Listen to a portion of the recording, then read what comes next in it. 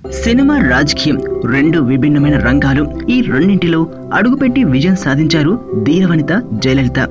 యవనంలో అపార సౌందర్య రాశిగా సినీ ప్రేక్షకుల మనసు దోచుకున్న ఈమె ప్రజాప్రతినిధిగా పేదలకు అండగా నిలిచి అమ్మగా పిలిపించుకున్నారు.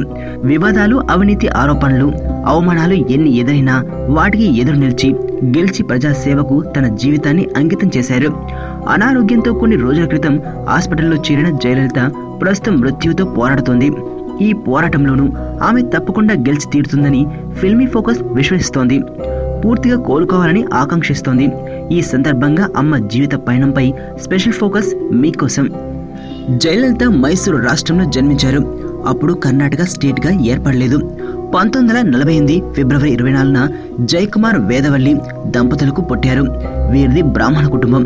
అప్పట్లో పిల్లలకు 2 పేర్లు ఉండేవి. అందుకే జయలలితకు అమ్మమ్మ కోమవల్లి పేరు పెట్టారు. ఏడాది తర్వాత జయలలిత అని నామకరణం చేశారు. జయలలిత తండ్రి జయకుమార్ లాయర్ చదివినప్పటికీ పని చేసేవారు కాదు. వ్యసనపరుడై చిన్న వయసులోనే మరణించారు. అతను చనిపోయిన సమయానికి జయలలితకు 2 ఏళ్లు. దీంతో ఎంతో కష్టాలు పడి తల్లి వేదవల్లి కూతుర్ని మెట్రికులేషన్ వరకు చదివించింది. జయలలిత బాగా చదువుకునేది. మెట్రికులేషన్ లో మంచి మార్కులు రావడంతో ప్రభుత్వమే ఉన్నత చదువులు అభ్యసించడానికి స్కాలర్షిప్ ప్రకటించింది. జయలలిత స్కూల్ డేస్ లో తల్లి వేదవల్లి తన సోదరి సహాయంతో చెన్నై వచ్చి సినిమాల్లో చిన్న చిన్న పాత్రలు పోషించేది. సంధిగా పేరు మార్చుకుని అనేక చిత్రాల్లో నటించింది. సెలవుల్లో తల్లితో షూటింగ్ కి జయలలిత వెళ్లేవారు. తల్లి నటనను చూస్తూ స్ఫూర్తి పొందారు. అలా సినీ పరిశ్రమకు దగ్గరయ్యారు. 1961లో బాలనటిగా శ్రీశైల మహాత్య అనే కన్నడ సినిమాలో పార్వతీ దేవిగా కనిపించారు. 1964లో కన్నడ సినిమా చిన్నది గొంబే అనే చిత్రంలో హీరోయిన్ గా నటించారు. అప్పుడు ఆమె వయసు 15 ఏళ్లు. తొలి పారితోషికం 3000. ఆ సినిమా సూపర్ హిట్ అయింది. ఇక ఆమె వెనుతిరిగి చూడలేదు. తెలుగులో మనసు మమత చిత్రం ద్వారా ప్రవేశించారు. ఇందులో అక్కినేని నాగేశ్వరరావుకి జోడీగా నటించి పేరు తెచ్చుకున్నారు. అలా 16 ఏళ్లకే స్టార్ అయ్యారు. అప్పటి తరం హీరోలు ఎన్టీఆర్, కృష్ణ, శోభన్ బాబులతో కలిసి తెలుగులో అనేక సినిమాలు చేశారు. 60-70 దశకంలో తెలుగు, తమిళ, కన్నడ సినిమాల్లో టాప్ హీరోయిన్ గా జయలలిత పేరుగాంచారు. అప్పుడే ప్రముఖ తమిళ హీరో ఎంజీఆర్ కు బాగా సన్నిహితులయ్యారు. ఆయనతో కలిసి 28 సినిమాల్లో నటించారు.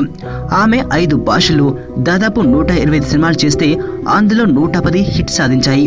జయలలిత సినీ రంగంలో ప్రవేశించక ముందు భరతనాట్యం, కూచిపూడి, కథక్ నృత్యాలను అభ్యసించారు. పలు ప్రదర్శనలు ఇచ్చారు. సినిమాలోకి అడుగుపెట్టిన తర్వాత డాన్సులతో అదరగొట్టడమే కాకుండా తాను నటించే పాటలను సొంతగా పాడుకునేవారు. మంచి గాయనిగా పేరు తెచ్చుకున్నారు.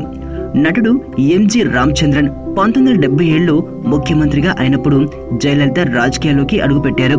ఎంజీఆర్ పిలుపు మేరకు 1982లో ఏఐఏడిఎంకే పార్టీలో చేరిన ఆమె 1984లో రాజ్యసభకు ఎంపికయ్యారు. 1984లో అప్పటి తమిళనాడు ముఖ్యమంత్రి ఎంజీఆర్ ఆరోగ్యం క్షీణిస్తే ఆ బాధ్యతలను జయలలిత స్వీకరించారు. అతను మరణించడంతో ముఖ్యమంత్రిగా ఎన్నికయ్యారు.